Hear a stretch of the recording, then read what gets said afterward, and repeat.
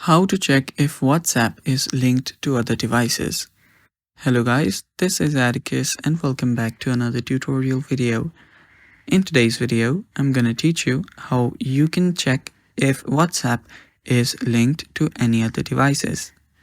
So before we begin, if you guys are new to our channel, head down below and hit the subscribe button. Also, press the bell icon so you get notified and you don't miss out on any of our future videos. So, without any further ado, let's dive right into it. First step, you will need to have the updated version of WhatsApp. For that, open up your App Store. On your App Store, go to the search bar and search for WhatsApp.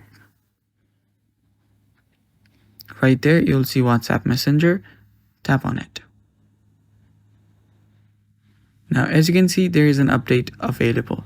So update the app to the latest version by tapping on update. After you've updated your app, you can then move on to the next step by opening up your WhatsApp. So locate your WhatsApp app and then open it up. On your WhatsApp, what you'll then need to do is head over to the settings icon on the bottom right corner. Tap on settings. After you do that, you will then need to head over to the linked devices option. Tap on it. And right here you will see all the devices that your WhatsApp is linked to. As you can see, I'm only on Windows.